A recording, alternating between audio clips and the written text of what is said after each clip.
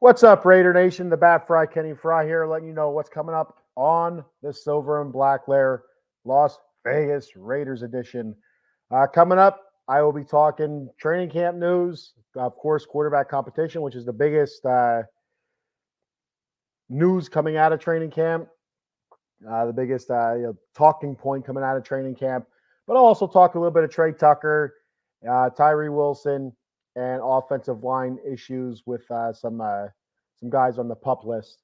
I'll be talking that and much more coming up on the Silver and Black Lair in about 45 seconds. So please stay tuned.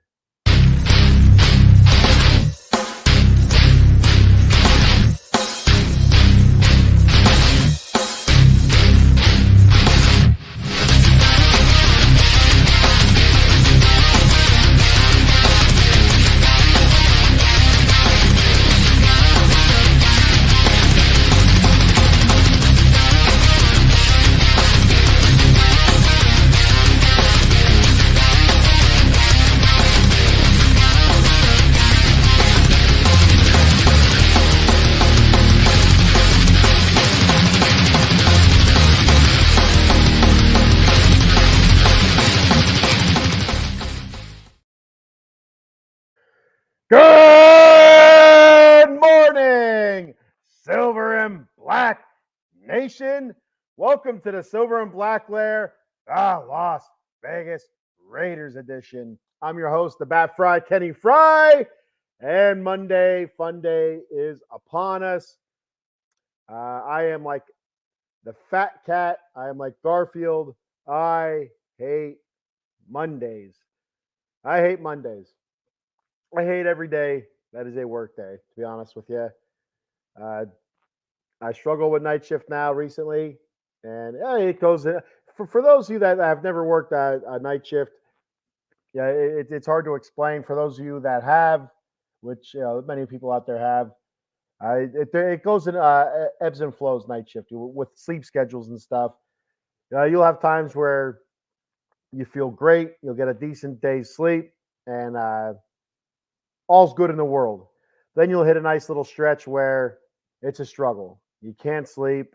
What sleep you do get is not enough. At least that's what it feels like. Your ass drags. You're miserable.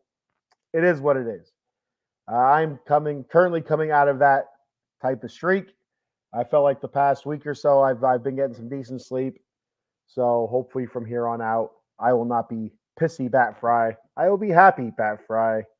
And just like the Raiders season, all things will be good, hopefully. So we're going to talk a little bit of training camp. What news I've been hearing from the experts out there, all the different podcasts and keyboard warriors on X or social media or wherever. Stuff that I see pop up, articles I see pop up through my Googler and then stuff like that. You tell me one thing, and another person tells you another thing, and another person tells you another thing. So you don't know who to believe. But that's what makes it training camp. That's what makes it fun. I don't see any of this stuff, live. I don't live in Las Vegas to go watch their practices.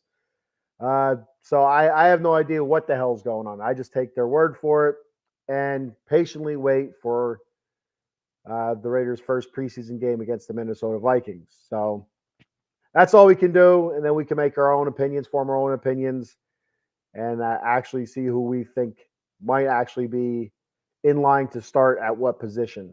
There's a couple positions that are up in the air in full-fledged competition, and with the main one being, of course, the quarterbacks. And so last week I talked about it a little bit. I said last week that nobody's really stepping up and taking grabbing the reins of this job. I've heard reports that Minshew's ahead. I heard reports that Aiden O'Connell's ahead. Who knows? Nobody knows for sure.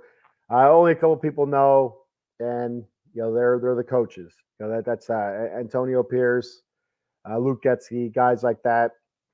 They're the ones that actually know who's in the lead for this quarterback competition. Who's going to be our potential Week 1 starter when we take on the San Diego Chargers of Los Angeles. And Well, and that's when we're going to know. Basically, is that I think it's going to come up to the last preseason game, and then either right before the last preseason game or right after the last preseason game. I think we will know who our starter is.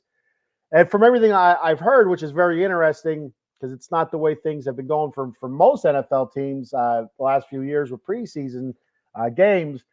The Raiders have stated that they will play the starters in these preseason games, which, what better way to evaluate talent than seeing them out there in actual competition on television, in front of a crowd, and how they react to certain situations. There's situations in games that pop up that you can't recreate in practice. You can only recreate so much that could potentially happen.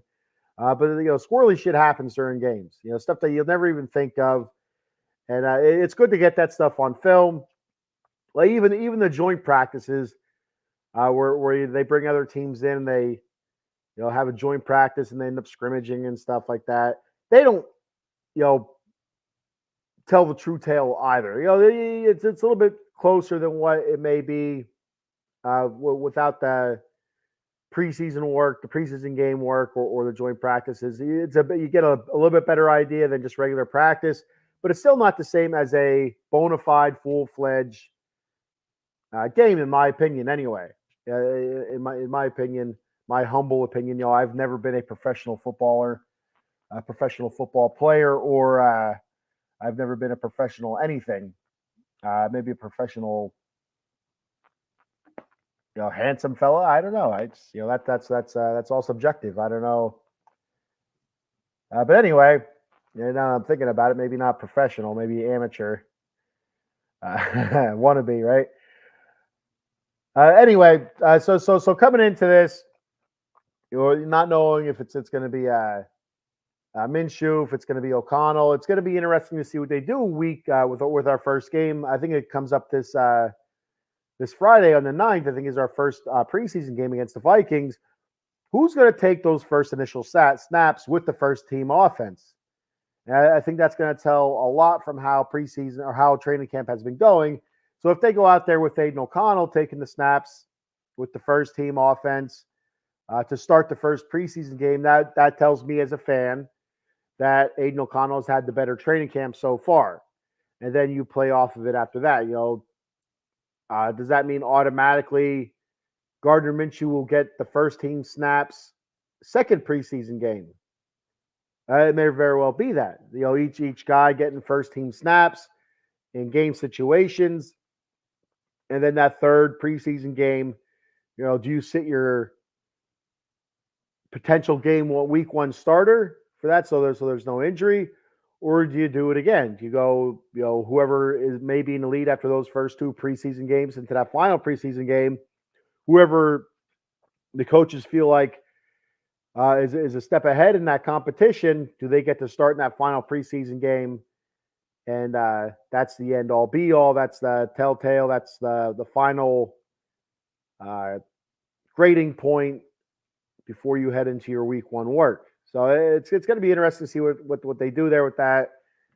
But I think that preseason game week one will tell a lot as to who has the slight advantage in the quarterback competition. Because right now I'm not getting crap from all the experts. You have one guy saying that Gardner Minshew is ahead of Aiden O'Connell. Then you have another guy saying that Aiden O'Connell is ahead of Gardner Minshew. Then you have another guy saying that nobody's ahead. That it's even yet. Nobody's playing well. None of the quarterbacks are playing well, and that's where it's at. So and I don't like that. I don't like that one at all. I don't like that synopsis, that opinion at all. I'd rather have one of those guys playing better than the other. Both of them playing like crap. That makes me a little bit nervous. So, and again, they are practicing against a top 10 type defense. I talked about that last week. Our boy Paul Spencer said last week that iron, creating iron kind of situation there. Trial by fire. Hopefully you get better. Facing a top 10 defense, but as it was brought up in the one podcast, the Locked On Raiders podcast, sometimes confidence is needed to get things rolling. And if you can't gain any confidence because you're getting your ass whooped by a top 10 defense day in and day out, it's going to be tough sledding. I got a couple comments here. Got our boy Adam the Answer Glenn. What's up, Adam? You can check Adam out with us on the Atomic Drop podcast, talking WWE wrestling. We were on last night for a couple hours talking SummerSlam recap. Go ahead and go back and check that out. I had a lot of fun before I had to hop off, but it is what it is. I had to go to work. Got to make that money, right? I got kids that need to be fed. There it is. So okay, what's up? Thanks for all right, there we go. Cheap viewers. I should have read that before.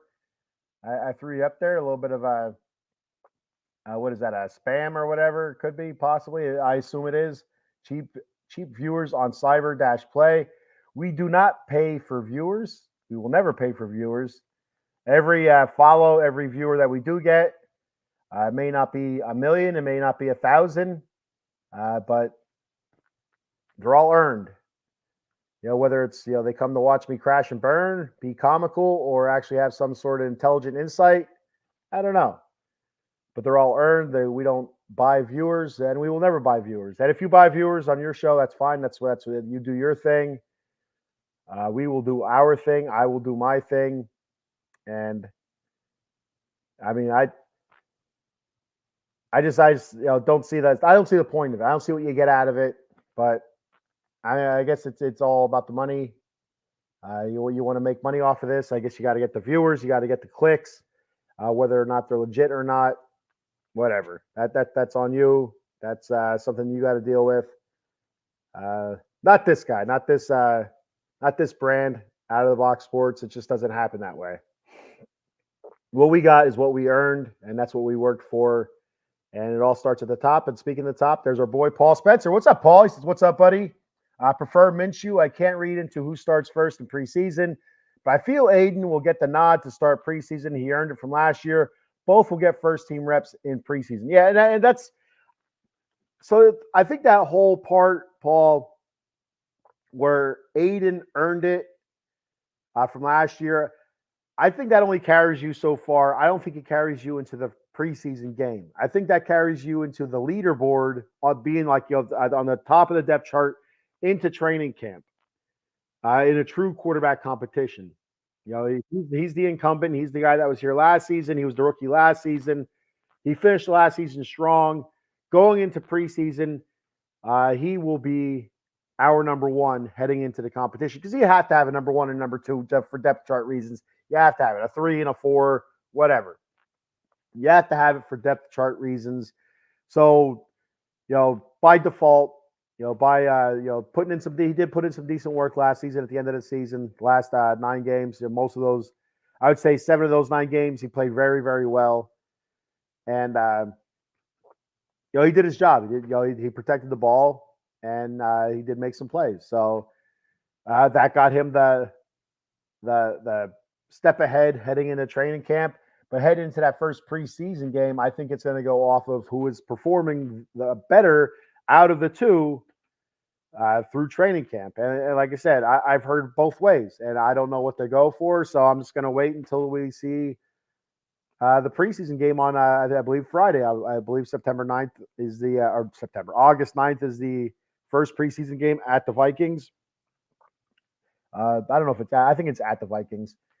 And so we'll see who gets those first-team reps. And then I do believe, like Paul says, both will get first-team reps in preseason. I do believe that second preseason game, I think it's against the Cowboys. Cowboys or 49ers. Those were our 3 games. It goes Vikings, then it's either Cowboys, 49ers, or 49ers, Cowboys.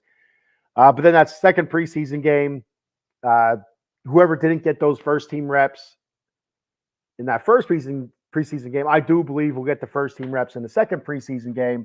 And I do think it'll be pretty close to equal playing time where, whether it's a quarter or a half or whatever, I think it'll be more, I think it should be more than a series or 2.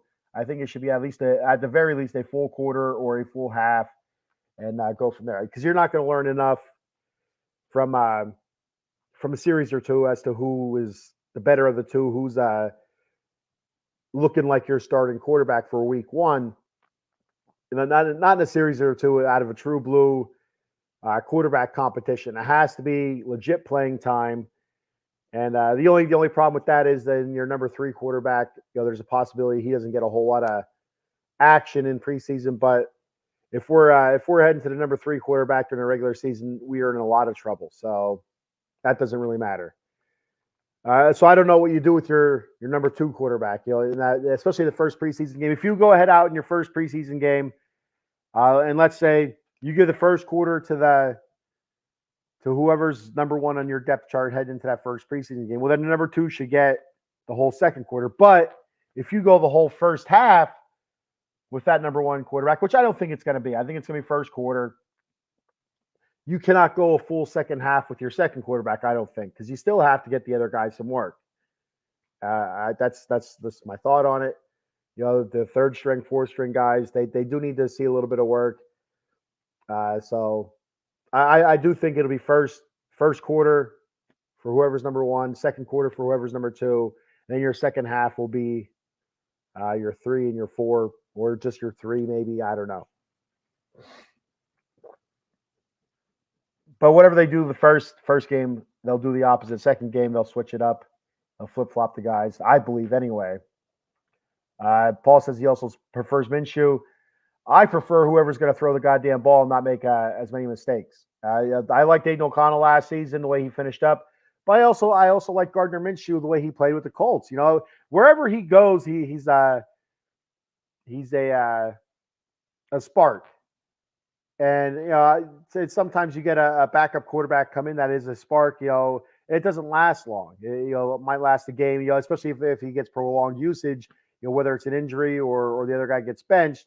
If that guy gets a couple of weeks starts, the rest of that game that he gets put into, or if he starts that first game, there's a spark, plays well, the team reacts well. The second game, a little bit less, but by the third game, it's kind of old news again. That team reverts back to what they were doing and, playing like garbage. So it's hard to tell, but he had a whole season last year where I thought he played very, very well for the Colts. Last year, he played in 17 games, 15 touchdowns, 3,300 yards, a 62.2% completion percentage. Interception-wise, 9 interceptions. So 15 touchdowns, 9 interceptions are not numbers that are going to blow you away. But he did make a ton of plays with his legs. He made some really good throws, and he had that Colts team in the playoff race. So it's like you can't. It's hard to take that away from Gardner Minshew. He did a good job. Rushing wise, let me take a look here, see what he had rushing wise. I can find it. I know it's here somewhere. Well, anyway, he does move the ball. He's not a what you'd call a running quarterback, but he is a scrambling quarterback. He's one of those guys that do make some plays with his legs just by rolling out of the pocket and still throwing. So he's not one of those guys that are gonna run. He can pick up the first down when needed. He can make a big play with his legs. He doesn't do it often. He's just one of those guys that he does feel the pressure. He's able to escape that pressure, and he's able to break out of the pocket and try to make a play downfield. So he is one of those guys, and that's one of the things I do like. And that's one of the things I think Aiden O'Connell needs to really work on if he wants to have a chance in this competition. And we'll see if he has or hasn't. I have heard some reports that his footwork is much better. He is not like he was last season, kind of stuck in mud or cinder block feet or whatever. That he is moving a little bit better, but still probably not the level to the level what Gardner Minshew is able to do or whatever. Sip of iced tea for the working man. Whoop whoop. All right. A couple more comments here. Paul agreed. Ken Out of the Box Sports is built from the ground up by passionate hosts and real earned viewers. Yeah, I mean, again, like I said, I'm not going to get down on anybody that does pay for viewers. It is what it is. That's what you got to do. That's what you got to do. You want to make money off of it, and that's how you do it. That's fine. Whatever. I don't care. I'm not gonna bash you for it. But that's that's not how I roll. That's not how we roll as a podcasting company unit, whatever you want to call us. And if you're not sure what I'm talking about, there was a comment earlier about buying viewers and basically spam. And I didn't pre-read it, which I should have pre-read it. That's on me. I got excited because there was a new commenter. I'm like, oh, who's this? I click on it from Twitch and but at least it's not some lady trying to solicit me for some sort of fornication. So that's good. We don't need that around here. That's how you get in trouble. How do you feel Raiders? How do you feel Raiders wins is set at 9 over under? I feel that defense can win games or at least keep it close. Chargers and Denver are starting over 2. I do believe when I did the when the schedule came out for the season, I did the wins losses thing. I had the Raiders at 10-7. I'm sticking with that, no matter who's at quarterback. I think we have enough playmakers in Devontae Adams, Trey Tucker, drawing a blank now, Jacoby Myers, Brock Bowers, Michael Mayer. I think we have enough playmakers on the outside to make a difference, no matter who quarterback is. And I think Zamir White's going to have a good year. I feel like a lot of people are kind of on the outside. Not Raider fans. I think Raider fans know what we have in Zamir White. But I think people on the outside don't understand what Zamir White can be.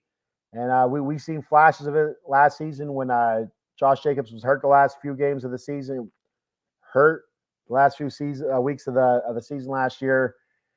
And Zamir White ran hard, and he ran well. 100-yard game after 100-yard game. And I expect more of the same. If he's able to catch the ball out of the backfield, watch out, man. We got a hell of a running back there. And even the running back group with Mattinson we got from the Minnesota Vikings, bringing back Amir Abdullah, who's a hell of a threat out of the backfield to catch the ball all the time. So, and even draft. I've been hearing a lot of great things about Dylan Labe and his speed. So we'll see what happens there. Mostly him for returning and stuff, but you never know. From what I've been hearing, that out of the backfield he has looked pretty good. He has a lot to learn mentally, but physically he's looked really, really good. So that's a bonus right there. But the Raiders set at 9 over under. I mean, I go with the over. Like I said, I picked 10-7. 10-7. I haven't heard their win totals being that high. From what I heard on the other shows that I listened to, their win total was much lower, like 6 or 7. So I don't know if it's gone up since then, or you're looking on a different platform than with the guys that I've heard say. I haven't looked it up because I don't know. I'm not really 100% sure where you find that at. I probably could just Google search, Raiders odds on games won, this upcoming season. I could probably just Google that and see what comes up. But I never really do it. That's just what I heard through other podcasts. So I believe it was definitely under 8, and I feel like it was closer to like 6, 7, somewhere around there. One game played with Eagles, he had 350 passing yards versus Dallas defense. That's Gardner Minshew. And I think I remember that game. I do believe after that game there was a video of him and his father, him and his dad embracing and stuff like that, because that's kind of like almost his coming out party, Gardner Minshew, like, kind of like, hey, I can do this. Look, I can do this. I'm not just a backup quarterback, because he was just let go by Jacksonville. They had no faith in him. And to be 100% honest with you, he didn't really give the Jacksonville Jaguars a whole lot of reason to have faith in him. Like, again, the backup quarterback spark thing, that only carries you so far. And, he never really took the bull by the horns in Jacksonville to really keep that job away from whoever they were going to bring in, which eventually ends up being Trevor Lawrence. So, but yeah, I think that's that game where he ends up embracing his father at the end or whatever. But he has that in him. He does have that big game play in him, and I think it was week 2 or 3 that Colts quarterback, I think it was Anthony Richardson, is their quarterback, was hurt, and that's when Minshew was inserted as the full-time starter. So, that those 15 touchdowns, 9 interceptions, that's not really a full season of work. I mean, if he gets the full 17 games in, maybe it's 20 touchdowns and 10, 11 interceptions. Who knows? It's just the numbers would be a little bit better. Maybe closer to 3,800, 3,900 yards. But yeah, I think I do believe in Gardner Minshew. I do think he can be a starting quarterback. But just like Aiden O'Connell and any quarterback on the Raiders roster right now, they're not going to be a top tier quarterback. I'm not going to use the word elite. There's not too many quarterbacks in the league that you can call elite. You know, Patrick Mahomes obviously won. Aaron Rodgers in his prime. Right now I don't know what the hell we're going to see out of Aaron Rodgers with the torn Achilles. But he was an elite quarterback. Besides that, I off the top of my head, I don't know who else you would consider elite right now that is currently in the league. I mean, top tier quarterbacks, there are quite a few. You look at your Jalen Hurts and stuff like that, and I don't know if Brock Purdy is a top tier quarterback. He does show it for the most part, but then he does have some games where he looks like a 7th round draft pick. So, if Paul being a Cowboys fan, you can check Paul out on Dem 215 Boys, especially with this guy right here, Cowboy Dave, checking in. Saying, what's going on, big man? Those guys, they do a great job on Dem 215 Boys talking Dallas Cowboy football. Dak Prescott, I wouldn't call Dak Prescott elite, but I would, me being on the outside, not a Cowboys fan, just from the outside looking in, I would have no problem saying that Dak Prescott is a top tier type quarterback. So, the Raiders don't have a guy like that. They have mid-tier, guys right now at quarterback. I don't think that those guys have what it takes to be a top-tier quarterback, which with the defense that the Raiders do have, I don't think you need a top-tier quarterback. And it's the one thing that Lincoln Kennedy talked about actually on the Locked On Raiders podcast. Well, I guess it was a clip from, I think it was Las Vegas, ESPN Las Vegas or whatever it was with Q, who does the Locked On Raiders podcast. It was his Raiders show. I'm not sure if it was with ESPN or if it's his own Raiders show. But Lincoln Kennedy was on and he was talking about the quarterback competition, and he said it himself. He doesn't know who the leader is coming into into the clubhouse right now. Who's ahead? Who's the odds-on favorite? But he says he does know that the Raiders have a defense good enough to overcome whatever they do put out there. They just need a quarterback to be somewhat coherent, somewhat competent out there, and to make some plays. They don't have to be world beaters. And he said he's seen the very same thing. Now he's not comparing this Raiders defense to the 2000 Baltimore Ravens defense, but he said, as much as what he has to compare it to, because he playing against the 2000 Ravens. Ray Lewis, guys like that. Tony Siragusa flopping his fat ass on the Rich Gannon during the playoffs. Rest in peace, Tony Siragusa. But he said he's seen it firsthand. They didn't have a quarterback. I'm pretty sure that was Trent Dilfer that year.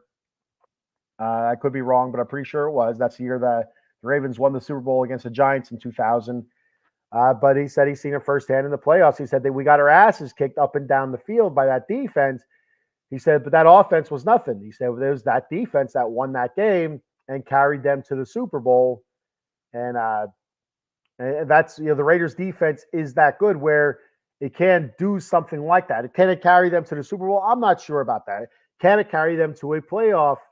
To a playoff berth. I do think that the Raiders defense is good enough that it can carry this team to the playoffs. I think there's enough playmakers on offense where it can make enough plays, regardless who is at quarterback, to make enough offense to carry the Raiders to a playoff berth. And once you get to the playoffs, if you have watched any of my shows before, when I talk about playoffs, you know that I say you make it to the tournament, everybody's 0-0. Everybody's on the even playing field. Anything can happen, whether it's baseball, hockey, basketball, football, anything. You make it to the postseason, to the tournament, to the brackets. Everybody's 0-0. Anything can happen. So that's what you got to look forward to. rolling through these, a couple more of these. Paul says Myers and Bowers and Adams are going to be nasty together. Plus a committee at running back. Yeah, and that's the one thing I think they will do. I do think it'll be running back by committee. I do think Zamir White will get the bulk of the carries, but I do think that Alexander Mattison is going to receive a chunk of carries as well. And then you're going to see a lot of Amir Abdul on third longs, third and mediums. I would expect if you're seeing 3rd and 2, 3rd and 1, that you're going to see the big guy in there. You're going to see Zamir White. If I remember, I don't know if I'm remembering this correctly or not, but I do think that's the one area that the Raiders struggled last season, even with Josh Jacobs in there, was the short yardage situations where it's like 3rd and 1 and you try to run up the middle, get that 1 yard, and it just wasn't happening. So Zamir White, I think, is a bigger back than what Josh Jacobs was. Not only weight-wise or size-wise, but girth-wise, the dude is just it looks like an absolute chunk of granite. The dude is just chiseled. He's just large. He's a large fella. And so we'll see what happens there. Hopefully our offensive line can get that push and we can pick up those 3rd and 2s and 3rd and 1s without having to go to 4th down and make decisions that we don't want to be making. Hey, the mayor of Las Vegas. Vegas Rob checking in. He said, what's up, Bat Fry? Zamir White's going to have a good year. Looking forward to watching him play. We're going to look to get Rob on the show here. Rob used to be the host of the Vegas sports scene. Got me into the podcasting game here. And so I'm looking to have Rob on a couple times this season, before the season starts, probably halfway through and then near the end. They're kind of talk Raiders, see where we're at, and we'll go from there. So looking forward to having Rob back on the show. We'll talk a little bit about Raider football and all sorts of shenanigans that he's been in out there in Las Vegas, out there in Sin City. What's he doing out there in Sin? What's Rob doing in Sin City? Is he causing trouble? We'll have to wait to find out. Paul says this was on Caesar's book. All right, Ken, got to head into the neurosurgeon. Great show as always. Good luck, Paul, with your neurology appointment, or I don't know if that's the right word or not. But all right, so Caesar's book has it set at 9 wins for the Raiders. So maybe that moved a little bit because I know I was hearing it was less than that. So maybe they moved up a little bit. Rob says, I don't see either quarterback winning a Super Bowl for the silver and black. It's tough to see. But again, I'm sure that's how the Ravens fans felt with Trent Dilfer there as well, or whatever. I mean, they only won one with Trent Dilfer, but they won that in spite of Trent Dilfer. He wasn't doing them any favors, really. He wasn't winning many games for them, but he wasn't losing games for them either. And I think that's the big thing there, Rob, is not losing games for the Raiders. Right? We don't. If we're going to throw Aiden O'Connell out there, I'm not going to be overly upset if if he starts the whole season and his final stat line is 3,600 yards with 19 touchdowns and 7 interceptions. That's not going to break my heart. That interception total being low, that's good. That means he's not making the mistake that hurt our team. So we'll have to wait and see what happens there. But if you're going into the season and your quarterback is throwing 4,000 yards, he has 20 touchdowns, but he has 17 interceptions. That's not going to help anybody out at all. Those 20 touchdowns are being negated by all those interceptions. So it's just need to take care of the football, not make the mistakes to hurt us. Q works for Fox Sports Radio. I know he does talk a good bit about ESPN, so I don't know if he does stuff for ESPN or what. So I'm not really sure. I thought I could have swore he said he works for ESPN. I could be wrong. Looking forward to having you back to talk a little bit of Raider football. Like I said, Rob, we'll get together the next couple of weeks before week 1, and we'll talk season outlook there. Stacy, what's up, Stacy? Thanks for checking the show out. How's Big Blue gonna do? How are them Giants gonna do? It's gonna be interesting to see what how Danny Dimes bounces back from that injury, and I felt bad for him. I like Daniel Jones. I really do. I think I don't know if he's I don't want to say I think he's a great quarterback. I don't even know if I think he's a good quarterback. I just like him. I don't know what it is about him. Uh, I just, I just like him. I think there's potential where he can be a decent quarterback, to good quarterback, and him being in the New York media is not doing him any favors. They ripped the poor guy apart. Hey, that's how I am every year, Stacy. Every year with the Raiders, just hoping for over 500 or something close to it. Anyway, last year finishing 8-9, it's like, all right, we'll take that. Okay, because it gets tough. It really does get tough. Year in and year out, losing. At least the Giants have a Super Bowl, a couple Super Bowl wins that are in recent memory. At least you could buy the DVD of their Super Bowls. The Raiders, you have to go to a library, go up into their attic or down to their basement, find the old reel-to-reel machine. They go into the archives, the NFL films, find the ribbon of film, take it out of the can, wind it up, and then run it through this gimmick, and hopefully it doesn't catch fire like the cartoons told me that has always shown me that it does. It catches fire for some reason. And we don't want that. So yeah, I guess maybe that's what partly what it is. He is humble. He isn't cocky, or a cocky prick. Nobody likes a cocky prick. So maybe that's. I think he can make plays with his legs. I think he can make plays with his arms. Just sometimes he makes a really dumb mistake, and I think that's what hurts him. And so there's those big mistakes in the worst absolute times. And when they need him the most, I think Daniel Jones, sometimes just doesn't show up big. There's times he does show up big, but there are times where he doesn't show up big. And I think the other thing that hurts him is how well the Eagles have been playing the last couple seasons, how well the Cowboys have been playing, and sometimes haven't been playing. But for the most part, how well the Cowboys have been playing. I think if those teams have been mediocre or on the same level as the Giants, I think he'd probably get a little bit more credit for being a better quarterback than what the fan base or some media portrays him as. But I mean, it's hard to sit there. Trust. I know this 100% because of the Chiefs, the Queefs. It's hard to sit back and just watch a team in your division just rake it all in. It seems like they when they lose, they still win. That's just how it feels, especially with the Chiefs. Super Bowl after Super Bowl, and they have Patrick Mahomes. It's like, geez, how does a team like that step in shit like that? Andy Reid and stuff. It's like it doesn't make sense. And year in and year out, they step into shit and they come out smelling like roses.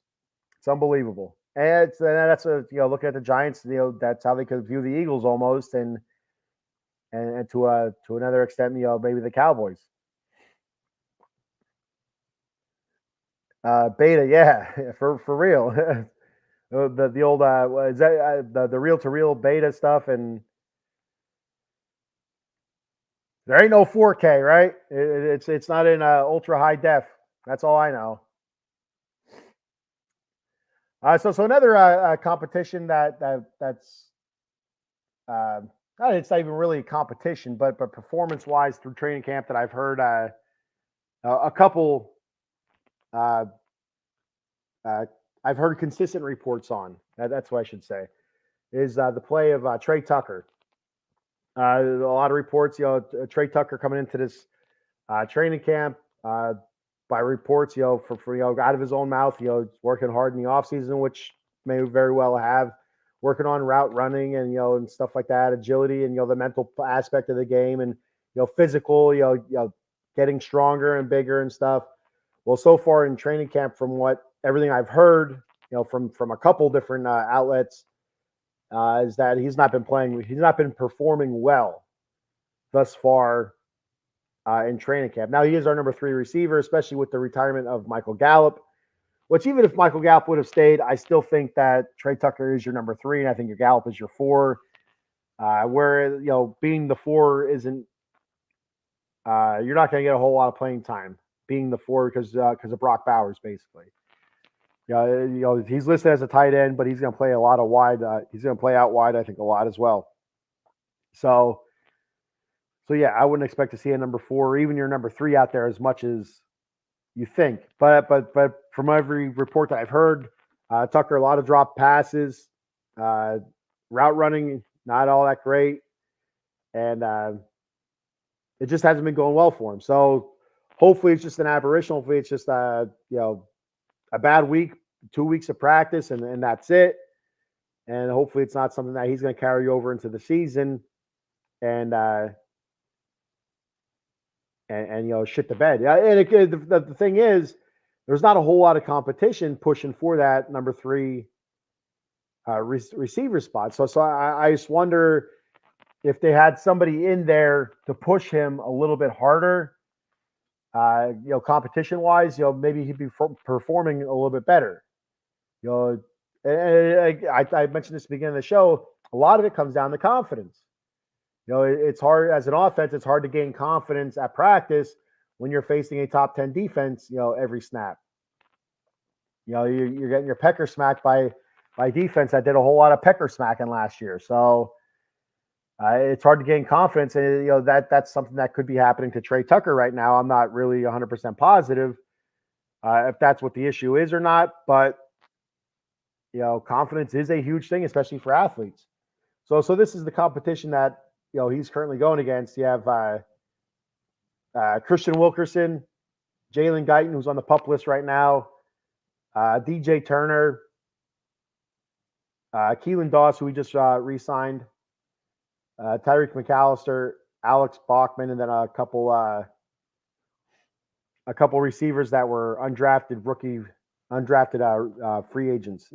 Jeff Foreman, Raymond Keaton, and Tulu Griffin. So not a whole lot of competition there for that 3 spot. And sometimes competition brings the best out in people. So maybe that's the issue there. Maybe we need to bring somebody else in, kind of push this kid a little bit. I would think that Brock Bowers would be that guy, bring the rookie in, being a tight end, but still pushing the receiver. And it doesn't seem like that's the issue. So I don't know. I don't know what's going to light that fire under Trey Tucker's ass. But like I said, it could be nothing. It could be you get into the season, and all of a sudden he's that playmaker that we're all hoping for, stretching the field and making big plays.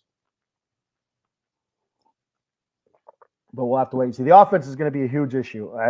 All season, it's going to be a big talking point all season. And if the Raiders are winning games, it's going to be softer criticism, I think, if that makes any sense. But if they're not winning games or losing close, low-scoring games like last season, the criticism is going to be much, much harsher, especially with the Raiders not being able to get a quarterback in this year's draft. And from all reports are that they tried. They tried to move up. They didn't want to give up what some teams wanted, and they didn't have enough either. They didn't have enough draft capital or draft capital that was enticing enough to move up far enough into the draft to get a quarterback. So a quarterback that they liked. You just don't want to go grab and ask quarterbacks, just because they go, oh, hey, we need a quarterback. Let's go get this guy because he's the only one left.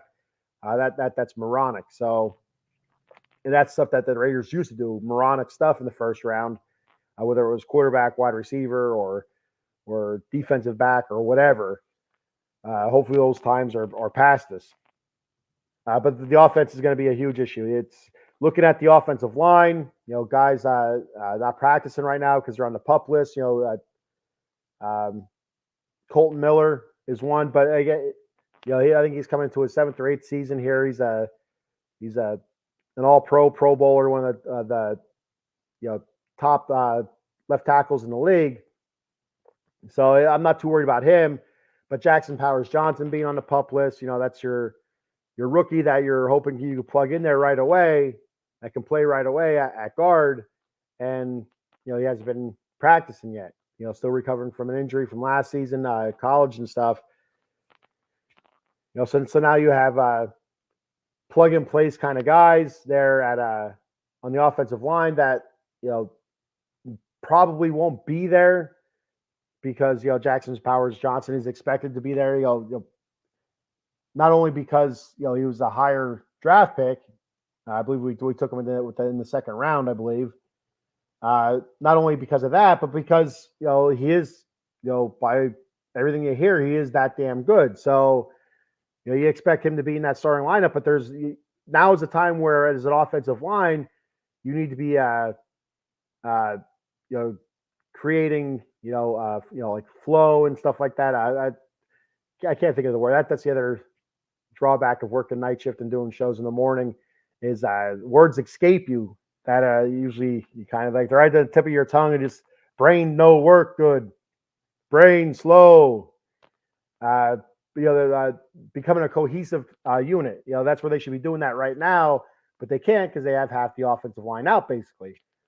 And you have the competition at right tackle between Thayer Mumford, uh, the rookie DJ Glaze as well. Andrews Pete is filling in for Colton Miller at left tackle, and which is it's great that the Raiders picked up Andrews Pete actually for that reason. Is that he's a veteran and he's played multiple positions across the offensive line, guard and tackle. So that's a great pickup by the Raiders. He can fill in there, but again, you're not building that camaraderie, that cohesiveness, and that's what you need right now. That's what they should be doing, and I think that's going to hurt them in the first couple weeks of the season until they get that offensive line figured out. And if the offensive line needs to be getting figured out, that means your quarterback is going to be under pressure. And if your quarterback's under pressure, your quarterback is going to make mistakes. And if your quarterback is making mistakes, the offense is not scoring points. And if the damn offense isn't scoring points, that means the defense needs to do all the work. And that's not where we want to be. So, all right. So I think I've gone on enough, to be honest with you. Yeah, that's all I have for today offensively. Anyway, next week I'm going to talk a little bit more about the defense, and if there is any more offensive news, quarterback type stuff.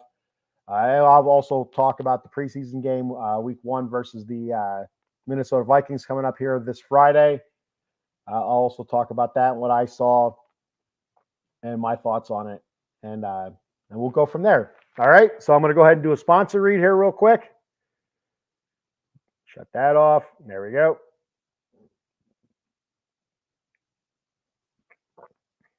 We got our boy, Jason Fine, J. Fine Law, attorney Big Al. You can reach Big Al at 1-800-HURT-123. That's 1-800-HURT-123. Jason Fine specializes in motor vehicle accidents, slip and falls, workman's comp, and personal injury claims. He has 3 office locations conveniently located throughout Pennsylvania and New Jersey. Office in New Jersey is located in Cherry Hill on 3 Greensward Lane, and the phone number there is 856-209-5258. And in Pennsylvania, he has offices located in Pittsburgh, Pennsylvania, on 500 Grant Street, Suite 2900. The phone number 412-365-8151, and in Philadelphia, and that office is located on 1628 JFK Boulevard, Suite 2120. The phone number there is 267-888-2980. That's Jason Fine, attorney Big Al. So be sure to reach out to Jason Fine there, Big Al. He does a hell of a job. If you're not sure if you have a case that is worthy of our boy Jason Fine, reach out to Paul Spencer. He's the head here at Out of the Box Sports, and he works for Jason Fine as well, and he can give you more information on that. So don't be afraid to message Paul through social media. Paul Spencer. Shoot him hop into that boy's DMs and let him know your situation. Or I do believe he has his phone number out there somewhere. So, all right. So again, that's all I have for today. Please tune in tomorrow. I will be live again. This time I will be shooting for 10 a.m. I wanted to be 10 a.m. today. The kids slept in a little bit before I took them to my wonderful, wonderful in-laws, mother-in-law and father-in-law, Dave and Barb. Terrific people. Love Dave and Barb. They're like my mom and dad in-law. So that's how I look at my in-laws as just another mother and father. To be 100% honest with you, great people.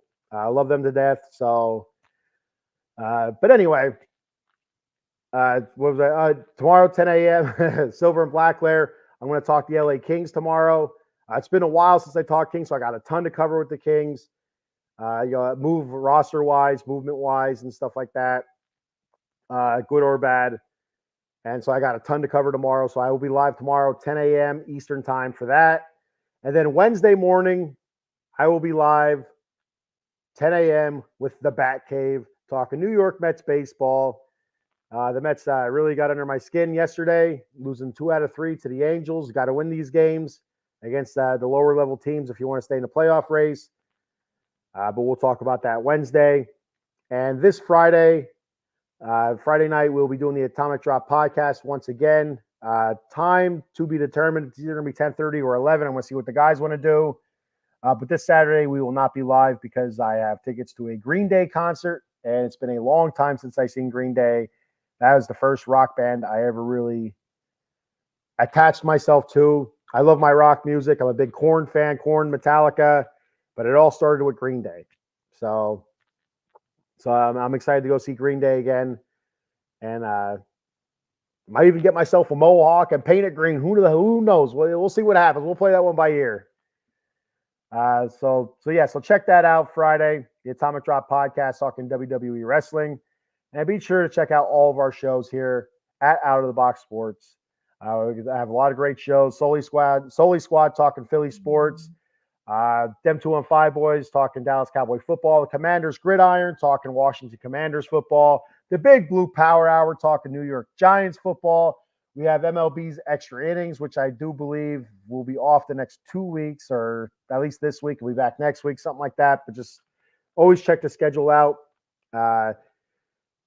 Like, follow, subscribe, YouTube, Facebook, X. That way you get notifications as to when the shows will be on, as to when they're scheduled. What else do we have on this network? We have coming up soon, we'll have the Golden Dome podcast, Notre Dame football on Saturdays. College Football Frenzy, talking all college football coming up here in the next week or two. We have NFL Pick'em, which is on Thursday nights with Paul and Dan. A whole bunch of stuff here. So, and some stuff in the works as well. So be sure to check all of our shows out. And like I said, subscribe on YouTube and X. Follow us. Subscribe to the channels. Also, we're also on Facebook and Twitch. It's very much appreciated. And tell all your friends. We're not going to buy viewers, so we need you to tell your friends. All right, so that's all I have. Thank you, everybody, for checking the show out. Thank you to those who commented. And if you didn't comment, next time I'm live, throw your comments out there. I'll read your comments. There is no stupid questions. Just a stupid host. So, all right, I'll talk to you guys later. Thank you very much. Just win, baby.